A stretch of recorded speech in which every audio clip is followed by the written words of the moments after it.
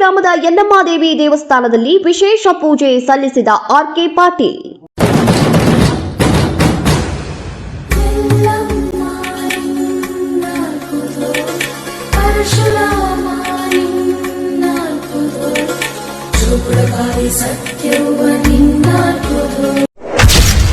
Pipeline ಜೋಡಣೆಗಾಗಿ R K. Patil ಬೃಹತ್ ಪಾದಯಾತ್ರೆ. ಏಳೋ ಮೇಲೆ ಇನ್ನು ಬಾಗೋವರೆಗೆ ಬೆನ್ನು ಕೇಳೋ ನ್ಯಾಯ ಇನ್ನು ನೆಲವೇ ನಮಗೆ ಹೊನ್ನು ಬಾಳೋದು ನಾವು ಕೆಲಕ. ಹಡಲಗಿಯಿಂದ ಅಜ್ಜುನಗಿ ಗ್ರಾಮದವರೆಗೂ ಸಾವಿರಾರು ರೈತರು ಪಾದಯಾತ್ರೆ. ಜಗದ ಸೃಷ್ಟಿಯಲ್ಲಿ ಎಲ್ಲೋ ಲೋಪ ಉಂಟು, ಸುಖವ ಹಂಚುವಲ್ಲಿ ಏನೋ ದೋಷ ಉಂಟು, ದಣಿಯೋನು ದಣಿಯ. ಅಮರ್ಜಾ ಡ್ಯಾಂ ಪೈಪ್ಲೈನ್ ಮರುಜೋಡಣೆಗೆ ಎನ್ಎಚ್ಎಐಗೆ ಆರ್.ಕೆ. ಪಾಟೀಲ್ ಆಗ್ರಹ.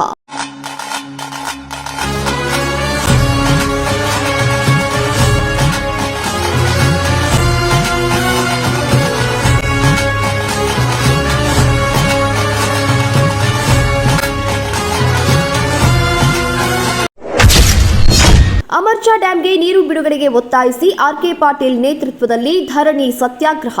ಚಂದ್ರ ಚೂಡಮಣಿ ವಜ್ರ ನಾಗಮಣಿ ಮುತ್ತು ರತ್ನಗಳ ಗಣಿ, ಜನರ ಮನಸ್ಸಿನ ಪ್ರತಿಧ್ವನಿ, ಕನ್ನಡ ಕುಲದ ಕಣ್ಮಣಿ. ದೈವ ಗೆದ್ದ ಮುನಿ ಜೀವ ಕಾಯೋದಣಿ, ಮಣ್ಣು ನಿನಗೆ ಚಿರಋಣಿ. ಯಮನ ತಡೆಯೋ ರಾಜನಿ, ಧರೆಗೆ ಒಲಿದ ಸೌಭಾಗ್ಯನಿ. ಕೋಟಿಗೊಂದು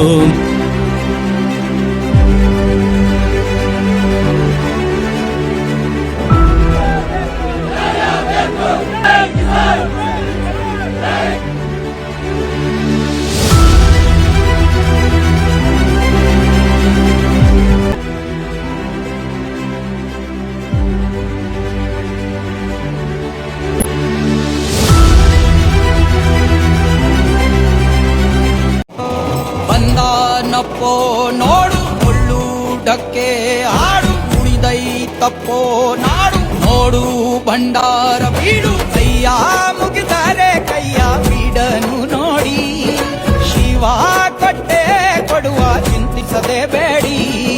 ಕೈಯ ಮುಗಿದರೆ ಕೈಯ ಬೀಡನು ನೋಡಿ, ಶಿವ ಕೊಟ್ಟೆ ಕೊಡುವ. ವಿಶ್ವಾಸದ ಯಾವಾಗೂ ಕೂಡ ಹೋರಾಟದಲ್ಲಿ ನಂಬಿಕೆ ಇದ್ರೆ ಅದು ವಿಶ್ವಾಸ. ಹಾಗೆ ಗೆದ್ದೇ ಗೆಲ್ತೀವಿ, ಯಾವಾಗ್ಲೂ ಗೆಲ್ತೀವಿ.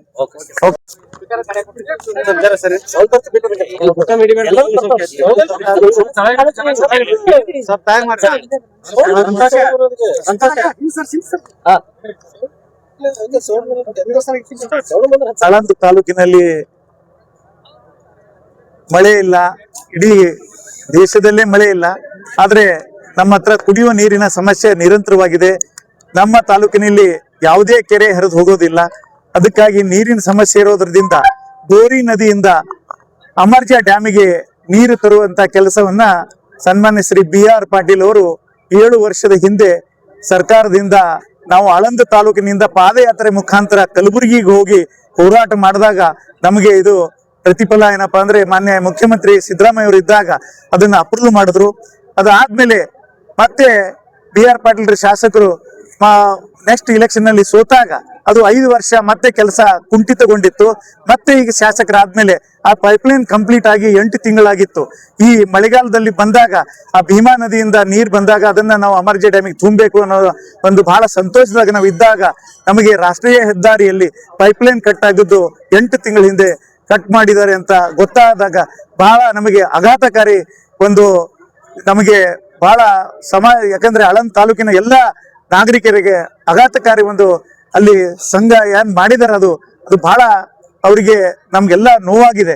ಯಾಕಂದ್ರೆ ರಾಷ್ಟ್ರೀಯ ಹೆದ್ದಾರಿಯವರು ಅಟ್ಲೀಸ್ಟ್ ಇನ್ನೂ ಮಳೆ ಇರಲಿಲ್ಲ, ಅವಾಗ ಬೇಸಿಗೆ ಇತ್ತು, ಅವಾಗ ಅವ್ರು ಪೈಪ್ಲೈನ್ ಅನ್ನ ಕಂಪ್ಲೀಟ್ ಮಾಡಿದ್ರೆ ನಮ್ಗೆ ಸಮಸ್ಯೆ ಬರ್ತಿರ್ಲಿಲ್ಲ. ಆದ್ರೆ ಈಗ ನಮ್ಮ ತಾಲೂಕಿನಲ್ಲಿ 32 ಹಳ್ಳಿಗಳಲ್ಲಿ ಕುಡಿಯುವ ನೀರಿನ ಸಮಸ್ಯೆ ಇದೆ. 4 ಹಳ್ಳಿಗಳಲ್ಲಿ ಟ್ಯಾಂಕರ್ ಇದೆ. 4 ಹಳ್ಳಿಯಲ್ಲಿ ಟ್ಯಾಂಕರ್ ಇದೆ. ಅದಕ್ಕೆ ಈ ಒಂದ್ ವೇಳೆ ನಾವು ನೀರು ಬರದೇ ಹೋದ್ರೆ ಮುಂದೆ ಬೇಸಿಗೆಯಲ್ಲಿ ನಮ್ಮ ತಾಲೂಕಿನಲ್ಲಿ ಬಹಳ ಅನಾಹುತದ ಪ್ರಾಣಿ ಪಕ್ಷಿಗಳು, ಯಾಕಂದ್ರೆ ನಾನು KMF ಅಧ್ಯಕ್ಷನಾಗಿ ಹೈನುಗಾರಿಕೆ ಉತ್ತೇಜನಕ್ಕಾಗಿ ಎಲ್ಲ ಹಳ್ಳಿಯಲ್ಲಿ ಹೇಳ್ತಿರ್ತೀನಿ. ಆದ್ರೆ ನೀರೇ ಇಲ್ಲ ಅಂದ್ರೆ ತಾವು ಮೂಕ ಪ್ರಾಣಿಗಳು ಏನ್ ಮಾಡ್ಬೇಕು ಅನ್ನೋದು ಬಹಳ ಚಿಂತೆ ಮಾಡ್ಬೇಕಾಗ್ಯದ. ಇಲ್ಲ ಅಂದ್ರೆ ನಾವು ಮನುಷ್ಯರಾಗಿ ನಾವು ಎಲ್ಲಾದ್ರೂ ಹೋರಾಟ ಮಾಡ್ಬೋದು, ಖರೀದಿ ತಂದು ನೀರು ಕುಡಿಬಹುದು. ಆದ್ರೆ ಮೂಕ ಪ್ರಾಣಿಗಳಿಗೆ, ಪಕ್ಷಿಗಳಿಗೆ ಬಹಳ ಸಮಸ್ಯೆ ಆಗ್ತದೆ. ಅದಕ್ಕಾಗಿ ಈ ಹೋರಾಟವನ್ನ ನಾವು ಪ್ರಾರಂಭ ಮಾಡಿದೀವಿ. ರಾಷ್ಟ್ರೀಯ ಹೆದ್ದಾರಿ ಮೇಲೆ ಹೋಗಿ ನಾವು ಇದು ಪಾದಯಾತ್ರೆ ಮುಖಾಂತರ ಹೋಗಿ ಅಲ್ಲಿ ನಾವು ಕೂತ್ಕೋತಾ ಇದ್ದೀವಿ.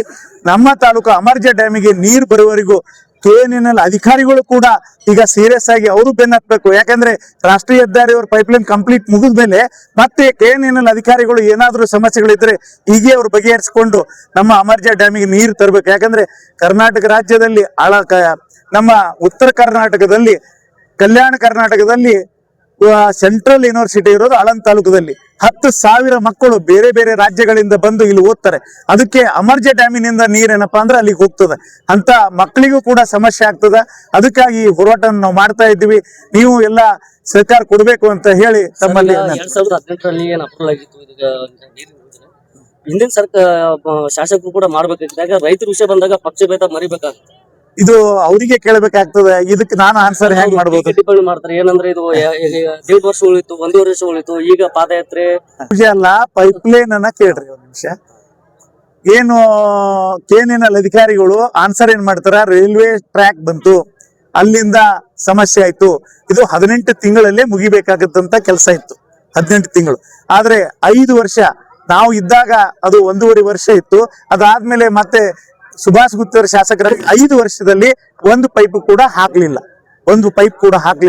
ನಾವು ಮತ್ತೆ ಶಾಸಕರಾದ್ಮೇಲೆ ನಿರಂತರವಾಗಿ ಬೆನ್ನ ಹತ್ತದಾಗ ಅಲ್ಲಿ ಕಾಂಟ್ರಾಕ್ಟರ್ ಬಂದು ಏನಂದ್ರು, G. ಶಂಕರ್ ಅಂತ ಕಾಂಟ್ರಾಕ್ಟರ್, ಸರ್ ನಮಗೆ 318 ಕೋಟಿ ರೂಪಾಯಿಯಲ್ಲಿ ಈ ಟೆಂಡರ್ನ ಕೊಡ್ಸಿದ್ದೀರಿ. ಅವಾಗ ಇದು ನಮಗೆ ಈಗ ರೇಟ್ ಜಾಸ್ತಿ ಆಗ್ಯದ, ಪೈಪಿನ ರೇಟ್ ಜಾಸ್ತಿ ಆಗ್ಯದ, ಅದಕ್ಕಾಗಿ ಈ ರೇಟಲ್ಲಿ ನಮಗೆ ಮಾಡಕ್ಕಾಗಲ್ಲ ಅಂದಾಗ ಮತ್ತೆ ಶಾಸಕರು BR ಪಾಟೀಲ್ ಅವರು, ಸಿದ್ದರಾಮಯ್ಯ ಅವರು CM ಇದ್ದಾಗ ಅದಕ್ಕೆ ಮತ್ತೆ 150 ಕೋಟಿ ರೂಪಾಯಿಯನ್ನ ಅಡಿಷನಲ್ ಆಗಿ ದುಡ್ಡು ಕೊಡಿಸಿದ್ರು.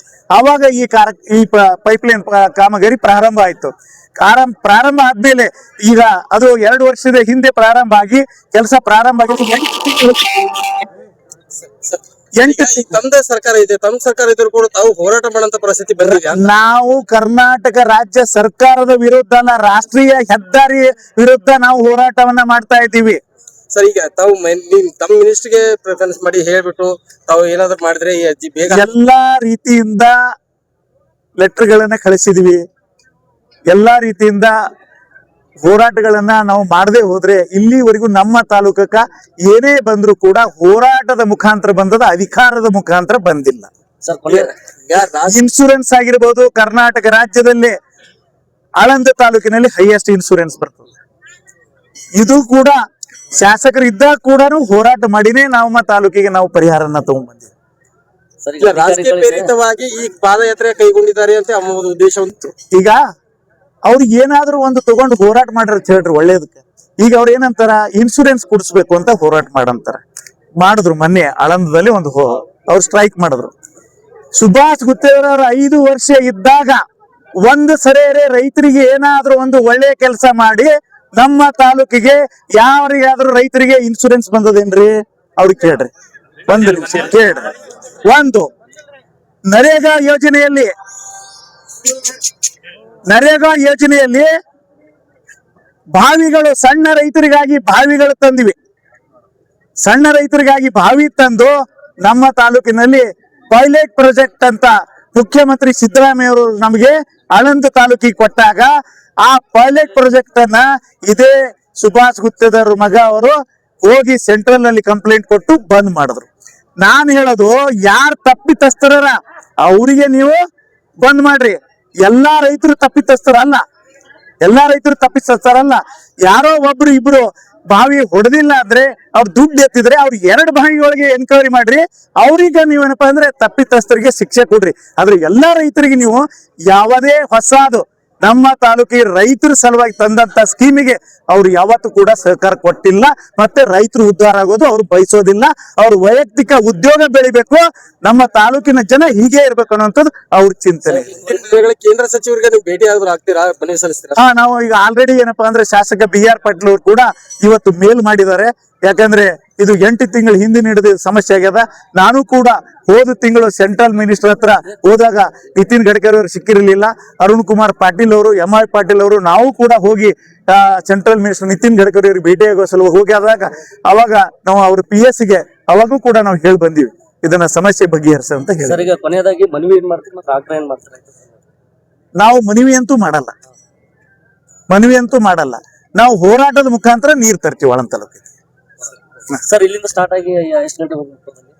ನಾವು ಒಂದು 3 ತಾಸು ಆಗ್ಬೋದ್ರಿ. ಇಲ್ಲಿಂದ 3 ತಾಸು ಅರ್ಜುನ್ಗೆ. ಅಲ್ಲಿ ಯಾವ ರೀತಿ ಬಹಿರಂಗ ಸಭೆ ಅದ? ನಿರಂತರವಾಗಿ ಸತ್ಯಾಗ್ರಹ ಇರ್ತದ. ಬಂದಂತ ರೈತರೆಲ್ಲ ಏನಪ್ಪಾ ಅಂದ್ರೆ ಅವ್ರವ್ರ ವಿಚಾರಗಳನ್ನ ಹಂಚ್ಕೋತಾರ. ಮತ್ತು ಮಠಾಧೀಶರು ಕೂಡ ಬಹಳ ಸಹಕಾರ ಕೊಡ್ತಾ ಇದಾರೆ. ಎಲ್ಲಾ ಮಠಾಧೀಶರು ದಿನ ಒಬ್ಬೊಬ್ರು ಬರ್ತೀವಿ ಅಂತ ಹೇಳಿದಾರೆ ಈ ಹೋರಾಟಕ್ಕೆ. ನಿಮ್ಮ ಪಕ್ಷದವ್ರು ಯಾರು ಬರ್ತಾ ಇದ್ದಾರೆ ಸರ್? ನಮ್ಮ ಪಕ್ಷದವರು ಬಹಳ ಜನ ಬರ್ತಾರ್ರಿ.